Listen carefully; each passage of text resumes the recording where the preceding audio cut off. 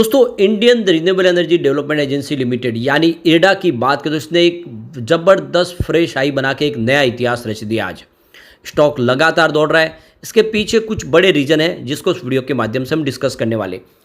अब आप देख सकते हो कि स्टॉक 32 रुपये के आसपास आईपीओ के माध्यम से जो आया था वो स्टॉक 219 तक चला गया है और कितनी तेज़ी बाकी है।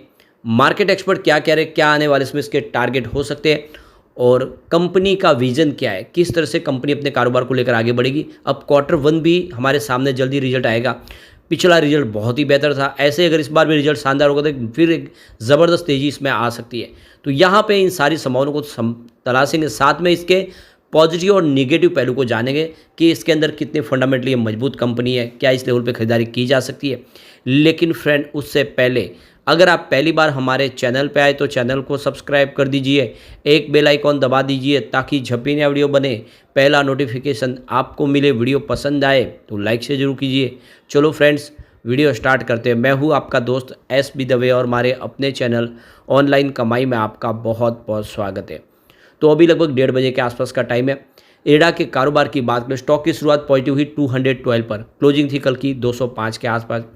इंट्राडे में 208 का लो बना, यानी स्टॉक में गिरावट बिल्कुल नहीं हुई, लेकिन निचले लेवल से जिस तरह खरीदारी लौट के आई इसने 219 का ज़बरदस्त हाई बना दिया और इस समय स्टॉक 280 के आसपास ट्रेड कर रहा है। 6.26% की शानदार तेज़ी बनी हुई है। आज वॉल्यूम ज़बरदस्त बढ़ चुका है, यानी बड़े फंड हाउस ने अब जम के खरीदारी शुरू कर दी है। पिछले एक महीने पहले इसका 4 करोड़ का वॉल्यूम था, 2 करोड़ की डिलीवरी उठाई गई थी।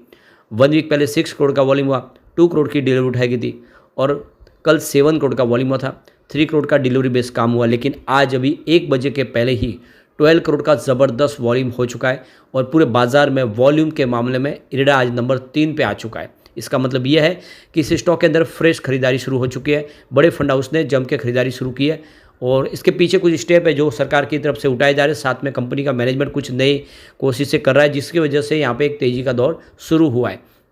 GTL इंफ्रा नंबर 2 पे है। आखिर GTL इंफ्रा इतना तेज़ी से क्यों दौड़ रहा है, क्यों लगातार अपर सर्किट लग रहा है? अगर आपको जानना है तो ऑलरेडी इससे पहले वीडियो हमारा बन चुका है, वो जाके जरूर देखें। GTL के अंदर वाकई में क्या इतना पोटेंशियल है कि ये तेज़ी से बढ़ेगा या फिर एक ऑपरेटर का ट्रैप है, आपको उसमें अच्छे से जानकारी मिल जाएगी। अब आप देख सकोगे इंट्राडे का लो 208 का है, लेकिन हाई 219 का है। 52 वीक का लो 32 रुपये का जो IPO प्राइस है और 219 की एक फ्रेश ऑल टाइम हाई इसने बना दिया और आज एक नया इतिहास रच दिया है। अब आप देखो कि 32 रुपये के शेयर ने 6 महीने में आपके इन्वेस्टमेंट को डबल कर दिया है। IPO के बाद में भी जिसने निवेश किया है उसको ज़बरदस्त रिटर्न मिला है यहाँ पे।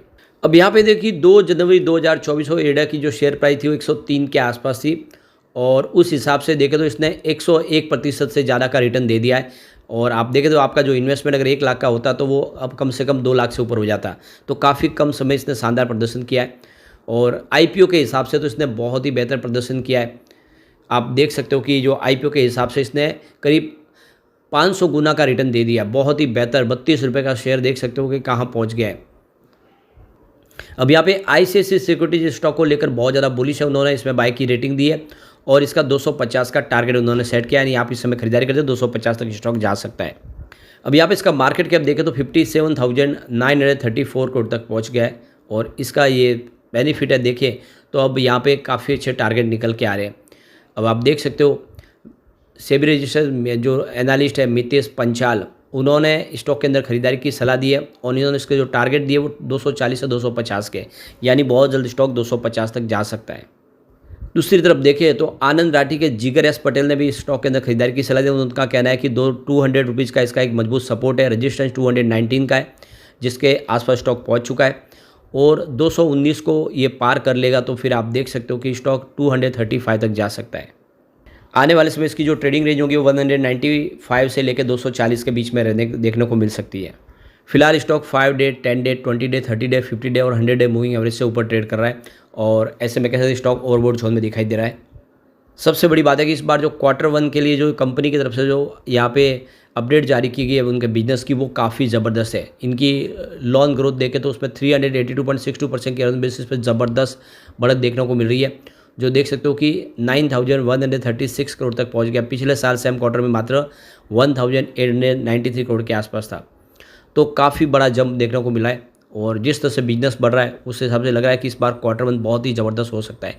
लोन डिसबर्समेंट में भी देखें तो 67.61% की शानदार वृद्धि देखने को मिल रही है, जो 5320 करोड़ के आसपास है इस बार क्वार्टर वन में, जो पिछले साल सेम क्वार्टर में 3174 करोड़ के आसपास था। तो ये आंकड़े काफ़ी उत्साहवर्धक है, जिससे यहाँ पे एक पॉजिटिव माहौल बना है। प्रदीप कुमार दास की तरफ से कहा गया है कि आने वाले समय एफपीओ लाया जा सकता है। 4000 से लेकर 5000 करोड़ रुपए की फंड रेजिंग की जाएगी एफपीओ के माध्यम से, क्योंकि इस समय जिस तरह से कंपनी का कारोबार तेज़ी से बढ़ रहा है, बहुत सारे प्रोजेक्ट ग्रीन एनर्जी के शुरू कर रही है सरकार, तो फंड की जरूरत होगी और इसीलिए यहाँ पे एफपीओ लाया जाएगा। ये अभी फ़िलहाल इसके लिए देख सकते सरकार से इसकी परमिशन मांगी गई है, क्योंकि ये एक सरकारी कंपनी है। इसके अलावा देखें तो प्रदीप कुमार दास ने कहा है कि हमने वित्त मंत्रालय से इनकम टैक्स एक्ट की धारा 54 इसी के तहत इसको शामिल करने का अनुरोध किया है, जिससे कंपनी को उधार लेने वाली जो लागत है उसमें कमी आ जाएगी।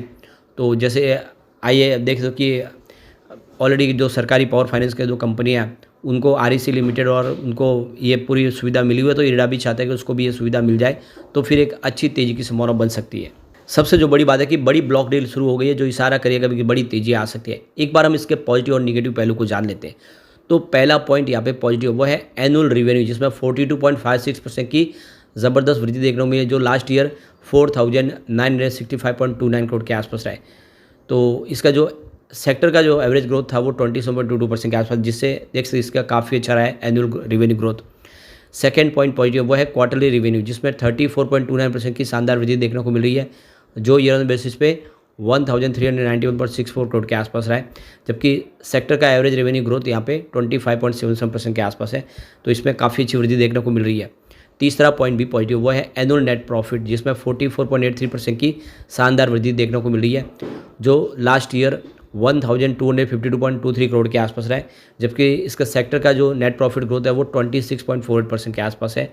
तो इसका प्रदर्शन काफ़ी अच्छा रहा है। अगला पॉइंट फिर से पॉजिटिव और वो है क्वार्टरली नेट प्रॉफिट, जिसमें 33.03% की वृद्धि देखने को मिल रही है, जो देखो कि ईयर ऑन बेसिस पे 337.38 करोड़ के आसपास है, जबकि सेक्टर का एवरेज नेट प्रॉफिट ग्रोथ 21.65% के आसपास रहा है। अगला पॉइंट एक और पॉजिटिव वो है स्टॉक की प्राइस, जिसमें 576% की ज़बरदस्त जंप देखने को मिली है, जबकि इसका सेक्टर का जो प्रदर्शन है वो 514% के पॉजिटिव रहा है। इसके बाद एक पॉइंट निगेटिव वो है प्राइस टू अर्निंग रेशियो, जो 46.45 है, higher than sector P ratio. तो सेक्टर का जो पी रेशियो वो 22.6 है, तो इसका पी रेशियो जरूर ज़्यादा है, ये इसके लिए थोड़ी सी निगेटिव बात बनती है। और एक और पॉइंट निगेटिव वो है डेट टू इक्विटी रेशियो, जो 5.8 है, ये हायर देन 1 है। तो वैसे तो ये सरकारी कंपनी है, तो उसमें डेट टू इक्विटी रेशियो की कोई ज़्यादा चिंता वाली बात नहीं है। अगला पॉइंट न्यूट्रल है और वह है रिटर्न ऑन इक्विटी ROE, जो 14.62% है। तो ये नॉर्मल रेंज के अंदर, ये 10 से लेकर 20% की, उसमें कोई चिंता की बात नहीं है। एक पॉइंट और निगेटिव यहाँ पे, और वो है म्यूचुअल फंड की होल्डिंग जो डिक्रीज हुई है लास्ट क्वार्टर में। इसके बाद अगला पॉइंट न्यूट्रल है, वो है प्रमोटर की होल्डिंग 75% के आसपास है और अनचेंज है, सरकारी होल्डिंग है। इसके बाद अगला पॉइंट फिर से पॉजिटिव है, वो है इंटरेस्ट कवरेज रेशियो, जो 1.54 है, हायर देन 1.5 है। इसका मतलब जो भी इंटरेस्ट पेमेंट है वो आराम से चुका सकते हैं, कंपनी को किसी प्रकार की कोई चिंता की बात नहीं है। एक और पॉजिटिव पॉइंट है और वह है प्रमोटर के 0 प्ले शेयर, यानी यहाँ पे कोई भी शेयर गिरवी नहीं है। और सबसे बड़ी बात है कंपनी नवरत्न बन चुकी है और जल्दी ही महारत्न बनने वाली है। अब यहाँ पे टोटल पॉजिटिव पॉइंट की बात करें तो 7 आपको पॉजिटिव पॉइंट दिखाई देंगे, और अगर बात करें निगेटिव पॉइंट की तो मात्र 3 है और 2 न्यूट्रल पॉइंट है यहाँ पे। तो पॉजिटिव पलड़ा भारी है, ज़्यादा पॉइंट पॉजिटिव है, निगेटिव पॉइंट कम है। तो ऐसे में हम कह सकते हैं कि इसकी सेहत वाकई में अच्छी है।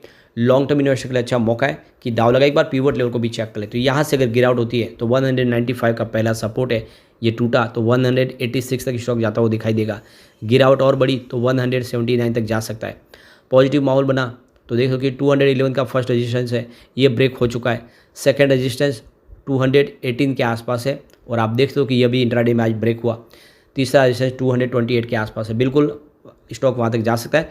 ऐसे में निवेश का अच्छा मौका है कि इस स्टॉक में दाव लगाया जाए। लेकिन फ्रेंड, कोई भी इन्वेस्टमेंट करने से पहले अपने फाइनेंशियल एडवाइजर बड़े ले ले या अपना खुद का रिसर्च करें, क्योंकि मैंने वीडियो आपके एजुकेशनल पर्पज़ के लिए ही बनाया। वीडियो पसंद आए लाइक से जरूर कीजिए और चैनल को सब्सक्राइब कर दीजिए।